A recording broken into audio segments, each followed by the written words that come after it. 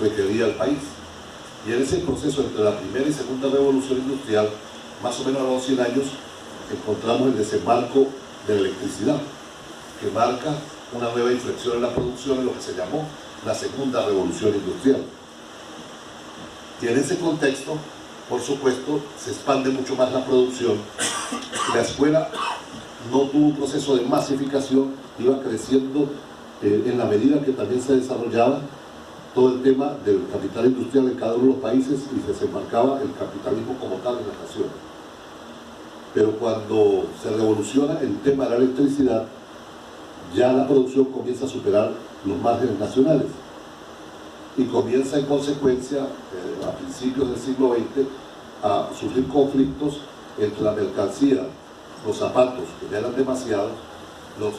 Inglaterra los quería colocar en Alemania, Alemania los quería colocar en Inglaterra, Inglaterra y Alemania los querían colocar en Francia, y surgen los conflictos de a qué precio venderlo, cómo venderlo, y es lo que genera las guerras mundiales. La primera y la segunda guerra mundial, más allá de como la quieren contar, que se mataron a fulanito de tal, que fue el desencadenante de la guerra, fueron guerras fundamentalmente de carácter económico por distribución de los mercados. Y con la primera y la segunda guerra mundial, lo que logra el capitalismo que había comenzado con la primera revolución industrial es llegar al final con un acuerdo de cómo se iba a comercializar. Es decir, las normas de comercio mundial que se sellan lo que conocemos como el Tratado de Bretton Woods, es decir, que ordena la economía mundial, y en ese contexto la Unión Soviética, que venía de vivir la revolución bolchevique del 17, en un país profundamente atrasado, sin acueductos, sin electricidad, casi sin escuelas y sin universidades, da solo en unas décadas un salto, el salto más importante que haya conocido la humanidad en materia de cobertura escolar. Y ese antecedente, unido a que las fuerzas soviéticas aliadas con la norteamericana habían logrado derrotar el fascismo, crea las condiciones en el nuevo modelo de gobernabilidad que decide formar el sistema de Naciones Unidas para que surja la UNESCO. Y la UNESCO es el primer pacto global, el primer pacto mundial para masificar la educación. Le sirve a los socialistas, lo defendemos porque seguimos con la premisa de que expandimos la cultura, democratizamos el conocimiento, y al capitalismo le sirve. ¿Por qué? Porque tiene como propósito reproducir el modelo y comenzar a crear consumidores. Es decir, con el surgimiento de la UNESCO coincidimos socialistas y capitalistas, aunque no me gusta decirlo, en la necesidad de expandir la escuela. Se da la tercera revolución industrial, luego volveremos al 45. Se da la tercera revolución industrial. Ustedes saben cuándo se inicia la tercera revolución industrial, ¿verdad? ¿En qué año más o menos? 1960. 1960, con el tema de las computadoras, la informática. Recordemos a Maxwell Smart, ¿verdad? El Superagente 86. ¿Recuerdan? La computadora de todo un cuarto, las enormes computadoras que nos traen el impacto de la informática, y que en consecuencia se da inicio a todos los procesos de automatización, por decirlo de alguna manera cibernética, como le gustaba decirle a los soviéticos, en el tema de la producción. Luego se da la tercera revolución industrial, tiene como subetapas. Conocimos en los 70 el desembarco de las computadoras de escritorio, en los 80 las computadoras portátiles, en los 90 el internet, a finales de los 90, la primera década del siglo XXI, todo el tema de las redes sociales, y en los últimos tiempos todo el tema de la virtualidad. Y se anuncia el desembarco de la cuarta revolución industrial. La Feria Comercial de Hannover, Alemania, en 2011, comienza a hablar de las fábricas 4.0 y la reconfiguración de todo el modo de producción capitalista, en lo que ya no requiere mano de obra, en buena medida, sino la disminuye a su mínima expresión, producto del uso de la inteligencia artificial, la programación, y se dice que precisamente en la tercera década del siglo XXI se van a poner en marcha ese nuevo modo de producción. Y no es cualquier revolución más. Klaus Schwab, el creador del Foro Mundial de Davos, señala que con el desembarco de la cuarta revolución industrial, los 15 países más industrializados del planeta van a vivir una crisis humanitaria laboral. Así que de la noche a la mañana van a surgir 7 millones de desempleados que van a quedar sin puesto de trabajo, sin posibilidad de tener un método, un mecanismo para obtener dinero y poder comprar mercancías, y el mismo Klaus Schwab señala que de esos 7 millones de empleos que se van a perder, al máximo se van a recuperar 5 millones de empleos, pero para hacer cosas que nunca había hecho la humanidad. Ya volveremos sobre ese tema, que implica la cuarta revolución industrial y educación. Cuando en el 45 se crea la UNESCO, Huxley, todos hemos leído a Aldous Huxley, ¿verdad?, de La vida feliz. A Aldous Huxley se le consideran mucho, usted se mete en la Wikipedia y lo consideran así como un escritor de ciencia ficción. Y yo estoy convencido hoy que no era tan autor de ciencia ficción. Aldous Huxley tuvo que ver mucho con la conceptualización de la UNESCO, el tema de la UNESCO. Eso señala que es necesario un organismo internacional que coordine la actividad de los sistemas educativos nacionales para crear las condiciones materiales para fusionar tecnología con vida biológica. Por eso se le considera un hombre de ciencia ficción, pero está en el corazón de la propuesta de creación de la UNESCO, y esto será muy importante para comprender ahora la crisis de la escuela. Pero ocurren a partir de los años 45 hasta la actualidad mutaciones fundamentales que llevan a ir comenzando a comprender el porqué de mi afirmación inicial.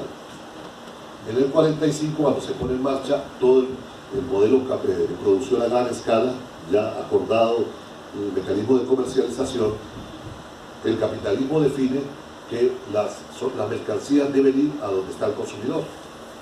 En cada uno de nuestros países, Colombia, Venezuela, Chile, Argentina, España, vimos el surgimiento de pequeños comercios en cada una de las ciudades. Por decir algo, el portugués que traía el tema del pan, la harina, la cosa, los japoneses que traían los artefactos eléctricos, los árabes que traían todo el tema de las telas y la ropa, pero era más o menos una constante de expansión con líneas determinadas que colocaba mercancía lo más cercano del consumidor. Es decir, en cada pueblo, en cada lugar, incluso en Venezuela, en Colombia tiene otro nombre, no sé aquí si se daba ese fenómeno, existían los cascareros, que era un señor o una señora que iba por las aldeas que rodeaban las ciudades dejando la mercancía, le pagaban la mitad y luego el otro recorrido le pagaban otra parte y otra parte, que era en la misma lógica de colocar la mercancía lo más cerca del consumidor, no sé cómo le decían. Los caseros. Los caseros, en cada país le colocaba un nombre, pero era una característica que, si se quiere, incluso de llevar los productos lo más cercano posible. El mecanismo funciona, se acumulan más o menos ganancias, aunque el capitalismo nunca ha tenido la tasa de ganancia que ellos desean o que ellos han proyectado, pero permite poner en marcha todo el mecanismo de funcionamiento, y eso funciona más o menos hasta finales de los 60 y comienzo de la década de los 70, cuando ocurre la primera gran crisis de sobreproducción mundial. Es decir, hay más mercancías que ganas y capacidad de comprar, y entonces el capitalismo abre un debate muy importante al interior del núcleo productivo y decide incorporar algo que ya había iniciado con todo el tema de los bombillos, que era la rápida obsolescencia. Recordemos que incluso creo que es en Nueva York, donde todavía hay un bombillo de la primera época que demostró que los bombillos no tienen por qué quemarse. Entiende que si los bombillos se ponen en marcha de manera adecuada, son prácticamente eternos. Creo que es el cuartel de bomberos de Nueva York, o de la ciudad norteamericana, donde están todavía los bombillos, el mismo no lo ha cambiado, que demuestra que las mercancías se pueden hacer con una capacidad de rendimiento muy extendida, pero como no daba resultado, decidieron con los bombillos en un momento determinado que tuvieran obsolescencia. Y entonces en los 70 retoman la experiencia de los bombillos y deciden que todas las mercancías deben tener obsolescencia, y se diseña todo un dispositivo de propaganda y publicidad para convencernos a nosotros que teníamos que sacar y botar la nevera que teníamos, que estaba viejita, que habíamos heredado de nuestros padres, qué sé yo, que le cambiamos una resistencia y duraba 50 años más, con la otra que era bonita y tenía botones de colores, por poner un ejemplo, y todos empezamos a sacar todas las cosas, pero no tomamos en cuenta, o nadie nos dijo claramente, que a diferencia de la vieja nevera, para usar ese ejemplo, la nueva iba a durar 5 o 10 años. Es decir, que tenía ya un momento determinado programado para que dejara de funcionar. A eso se le sumó que había una experiencia ya de grandes centros comerciales en algunas capitales mundiales que decidieron generalizarlo. Fue el surgimiento del concepto de centros comerciales, que lo vimos desembarcar con fuerza a finales de los 70 y los 80 en América Latina y en todo el mundo.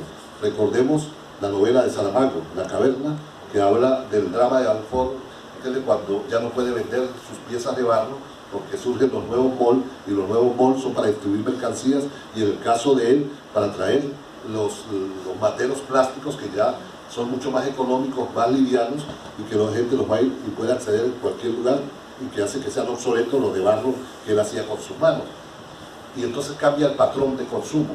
Ya no es la mercancía que va donde está el consumidor, sino ahora es el consumidor que tiene que ir donde está la mercancía, que son los centros comerciales, y comienza ese quiebre de los pequeños negocios a desaparecer, porque el modelo de consumo y de comercio muta también y permite reactivar rápidamente la economía.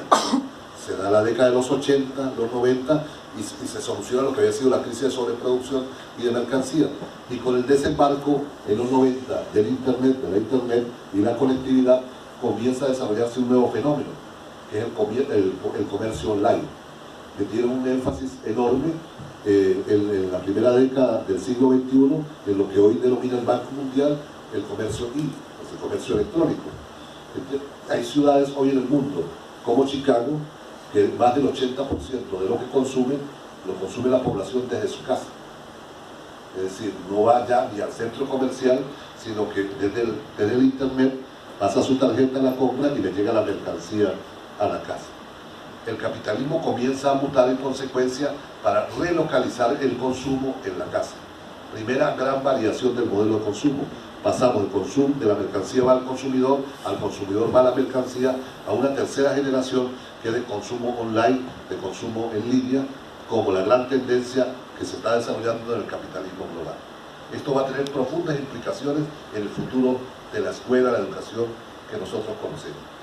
Hay una segunda gran mutación, que es una mutación en el orden sociológico.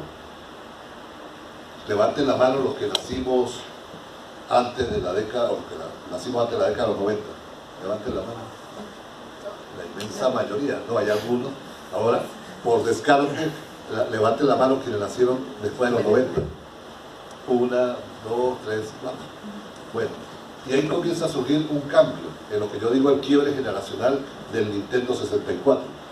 El Nintendo 64, que todos seguramente en algún momento jugamos, marcó un quiebre también en el modelo de agruparnos, de entendernos como sociedad, que progresivamente ha venido generando un reacondicionamiento de la sociabilidad en la casa.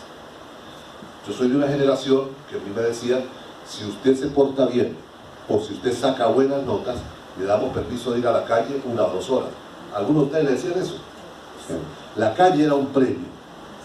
Salir a la calle era un premio. Y nosotros nos fajábamos para sacar buenas notas y nos portábamos bien para ir, que nos dejaran salir a la calle, porque en la calle jugábamos metra, pelota, levábamos cometa, trompo. Además, en la calle robamos el primer beso, o nos robaron el primer beso, porque también se daba que las chicas robaran besos. Era el espacio donde aprendíamos a tener amigos, amigas, a resolver los primeros conflictos, peleamos la primera vez, aprendimos que hay que resolver pacíficamente los conflictos o nos sacaban un diente. O sea, era todo el espacio de socialización la calle. Y funcionaba. Y la calle tenía 2 grandes o 3 grandes escenarios: la plaza, el cine y la discoteca o el lugar donde bailar. Eran como 3 grandes lugares que complementaban la calle. Bueno, para los que somos padres de muchachos de menores de 12 años, sabemos lo que nos cuesta hoy en día sacarlos de la casa. Hoy, a diferencia de nuestras generaciones, que nuestros padres trancaban la puerta para que no nos escapáramos, hoy podemos dejar la puerta abierta y los muchachos, los chamos, no salen. Es más, les podemos decir, vamos porque vamos a comprar pizza y un helado, y dicen, vayan y lo compren y me lo traen, déjenme aquí jugando videojuegos o déjenme conectado a internet. O sea, hay una reconfiguración de la sociabilidad en buena medida en la casa. En el libro que les hablaba Michael, Apagón Pedagógico Global, las instituciones educativas de la Cuarta Revolución Industrial, la era de la singularidad, que no lo pude traer porque la editorial no lo ha terminado de sacar, una editorial importante, entonces prefería los derechos a ellos porque lo distribuyen en todo el continente. Yo analicé varias páginas web y una de ellas en Facebook, Gorditas y Gorditos del Mundo, parte 1. ¿Alguno lo han visitado? Es una página en Facebook que llegó a tener 780.000 miembros, y es una página donde la gente se asociaba, hombres y mujeres y sexo diversos, para decir, yo quiero en esta página conseguir novia o novio, quiero conseguir sexo casual, quiero conseguir compañía, o había otros que decían, yo lo que quiero es que alguien en la mañana me diga buenos días y en la noche me diga buenas noches. Que implicaba que había en solo una página web de las 100 que analicé, donde la sociabilidad no era ir al encuentro, no era pararse frente a la puerta de la casa para que le dijeran buenos días, sino estar encerrado en la casa esperando que alguien en Facebook le dijera o le diga buenos días. O sea, hay una profunda mutación del modelo de sociabilidad que pareciera reubicarnos, relocalizarnos en la casa. Una tercera gran mutación que tiene que ver con todo el concepto de seguridad ciudadana. Hoy, acá en Valparaíso seguramente, pero lo escuché en Santiago también, lo escucho en Bogotá, en Caracas, en Buenos Aires, en Ciudad de México, todo el mundo dice, la ciudad se echó a perder, hay mucha violencia. Hay que llegar temprano a la casa porque la cosa está fea. ¿No lo han escuchado? En todos lados. Y está ocurriendo en un sitio o en otro. Hay sitios donde uno ve que evidentemente hay mucha inseguridad y hay otros sitios que uno dice, aquí no hay ninguna inseguridad, pero la gente quiere irse temprano porque todo está muy inseguro. Se crea una sensación de que no hay seguridad en la calle y que todo el mundo tenemos que llegar lo más temprano a la casa, y se desarrolla toda una serie de dispositivos hasta de paranoia para nosotros decir, bueno, ¿cómo colocamos una cámara para que vigile? ¿Entiende? Hay toda una serie de cosas que cuiden el nicho de seguridad que tenemos. Y a eso se le añade todo el tema del complejo industrial cultural con nuevas mercancías digitales que no existían antes. El modelo Netflix. ¿Netflix qué es?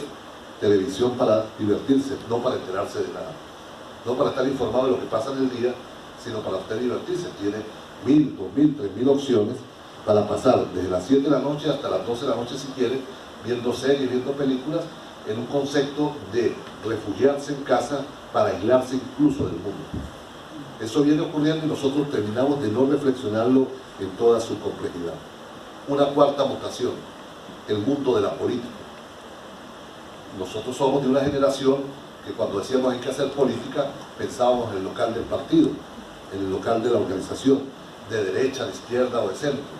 Era el lugar donde ir a construir la idea política. ¿Cuántas noches, y queremos seguramente también, pasamos nosotros discutiendo toda una noche sobre la consigna que iba a ir en la pancarta? Y a las 6 de la mañana era que decidíamos y votábamos la consigna para terminar pintando aceleradamente y poder ir con la pancarta. Y en ese transcurso de toda la noche discutiendo el tema de la pancarta, también nos enamorábamos, tuvimos nuestras novias, nos íbamos para un rincón, hacíamos el amor, ¿entiendes? O igual hacíamos amigos. O sea, el local del partido era también un espacio de reconfigurar la política. Y por supuesto, si yo me iba a lanzar a ser candidato a alcalde, a concejal, a diputado, a senador, a lo que fuera, inmediatamente pensaba, ¿y dónde va a funcionar el local de mi comando de campaña? Era la primera reacción. Tengo que pensar en el dinero para la oficina. Bueno, hoy cualquiera que se lance a candidato a eso, lo que dice es, ¿y quién me va a crear las redes sociales y me va a manejar las redes sociales? Entonces nadie está pensando en el local. Es más, usted le puede preguntar a muchos militantes de partido político en una misma ciudad dónde queda el local del partido en el cual dicen militar, y se encontrarán que muchos ni siquiera saben dónde queda el local del partido en el que ellos dicen militar. O sea, el local dejó de ser una referencia, e incluso Podemos, que es Podemos en España, que es a mi juicio el partido con características del siglo XXI más exitoso de los últimos tiempos, es un partido que surge al contrario de las lógicas como se han construido los otros partidos. Surge porque acompañando a los indignados del 15M se da un programa de YouTube, no de televisión ni de radio, un programa en YouTube que se llamó Comiendo Tierra. Y en el programa de YouTube encontraron que tenía todos los días, un programa hecho con una cámara sencilla, sin mucha técnica, qué sé yo, tenían 1 millón, 1,5 millones, llegaron en algunas noches a tener 2 millones de visitas, que le hablaron de un público que tenía otra forma de dialogar, de entender lo que estaba pasando en la sociedad. Y ellos deciden en consecuencia fundar un partido político que fue Podemos, a partir de un movimiento de calle, pero que estaba expresado en una lógica digital distinta. Y si hoy revisamos Podemos, Podemos tiene locales, pero los locales heredados de izquierda anticapitalista. O sea, los troscos españoles que tenían locales de la vieja Liga Comunista Revolucionaria hasta que llegaron y se fusionaron con Podemos, pero la otra corriente que viene a Podemos no tiene locales. Entonces Podemos es un partido sin local partidario prácticamente, donde los militantes no van, sino que reciben consultas por celular y de computador. En octubre del año 2016, Podemos decide hacer un censo para sus militantes y lo hacen online, o sea, para que cada quien que se considerara militante se registra, y en octubre del 2016 se registraron 480.000, creo, militantes de Podemos. Y en febrero del año 2017 eligieron su ejecutiva, y eligieron su ejecutiva online, o sea, no la eligieron como nosotros la elegimos, pensamos en qué escuela vamos a hacer las elecciones, en qué local vamos a hacer, sino la hicieron online, eligieron su ejecutiva durante todo un fin de semana, cada quien en su casa. Y en el mundo de la política cada vez vemos más cómo nos llegan consultas por WhatsApp, por Facebook, por las redes sociales, para que opinemos de una u otra cosa. Es decir, el mundo de la política está mudando no solo al mundo digital, sino a una relocalización del local de partido y de participación a la casa. Muta el modelo de consumo para llegar a la casa, muta el modelo de sociabilidad a la casa, muta el modelo de seguridad a la casa, muta el modelo de participación a la casa. ¿Eso nos tiene que decir algo a nosotros en la educación? Sí, sí nos tiene que decir. En el 96 se da la primera conferencia regional de educación superior, que fue el encuentro de La Habana, que después se replicó en una segunda edición con la CRES de Cartagena en el 2008, y luego la tercera edición que acaba de terminar ahora en julio en Córdoba, que fue la tercera conferencia regional de educación superior, el encuentro más importante de los universitarios a nivel mundial. Y en la primera del 96, que se realizó previo a la Conferencia Mundial de Educación Superior en París del 98, los rectores de América Latina y el Caribe, de derecha e izquierda, que se citaron en La Habana, llegaron a la conclusión y lo colocaron en un papel que el mayor riesgo que había de los sistemas educativos era el desembarco de la virtualización. Pero a pesar de esa declaración, fue precario los debates que en consecuencia se hicieron tiempo después. ¿Ustedes saben quién es la señora Betsy DeVos? Bueno, ¿cuántos somos de izquierda acá? Levanten la mano los que se consideran que pertenecen a uno. Me voy a poner maestro regañón. Nosotros no podemos ser militantes de izquierda si no estudiamos lo que está pasando en Estados Unidos. Si somos consecuentes y decimos que es la nación más poderosa que todavía existe. Betsy DeVos es la secretaria de Educación de la administración Trump. O sea, es la ministra de Educación de Trump. Bueno, pero un nombre más, un nombre menos. Pero ¿quién es Betsy DeVos? Betsy DeVos está casada con el heredero del emporio Amway, o sea, el producto de esos de limpieza Amway. Pero eso tampoco es importante. La tipa se consiguió un buen partido y se casó con un millonario. Pero ella desde hace 10 años montó una fundación en los Estados Unidos, de la cual Trump, que es bien pichirre y da poco dinero, le viene colaborando desde hace 10 años a esa fundación. ¿Y cuál es el trabajo de la fundación que dirige la señora Betsy DeVos? Se centra en decir que los gobiernos, no hay razón que con todo el desarrollo tecnológico los gobiernos destinen una parte importante de sus finanzas a acompañar el mantenimiento de los sistemas escolares, que eso está obsoleto, que no hay por qué gastar ni en formación de docentes ni en escuelas. Tiene 10 años diciendo eso, y diciendo que el modelo de enseñanza es fundamentalmente en la casa. Cuando gana Trump y la nombra secretaria de Educación, en su discurso inicial, está en internet, usted lo puede buscar, ella dice que a ella se le evaluará al salir del cargo si cuando salga del cargo ya no existe el Departamento de Educación.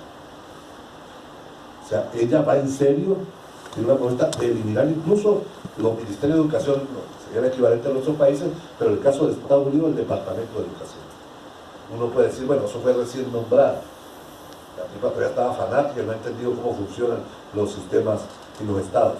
Bueno, eso fue en febrero, y en abril envió este año 4 proyectos de ley a la bancada republicana, en la cual plantea que hay que promover el modelo de enseñanza en casa, y que aquellos padres que decidan llevarse los muchachos al modelo de enseñanza en la casa, es una de las propuestas de ley, la alicuota de porcentaje de presupuesto que se usa el destinado a esa escuela para formarlo a él, la alicuota se la podría llevar para la casa. Es decir, se le podría apoyar a la familia en vez de dárselo a la escuela. Segundo proyecto de ley, que la alicuota de conectividad se la puede llevar a la casa. Tercera, que la alicuota de programas sociales se la puede llevar. Te dirán, eso es una señora loca que se parece a Troll, que es medio loco. Eso es otro debate, pero yo creo que Troll no es ningún loco, es el tipo más serio que ha tenido el capitalismo, excéntrico como el Solusin, pero muy serio. Y vamos un poquito atrás, devolvamos. En el año 2015, el Banco Interamericano de Desarrollo, que financia el 99% de las reformas educativas en el mundo, colocó en su página web un documento que se titulaba Invertir la pirámide de la enseñanza.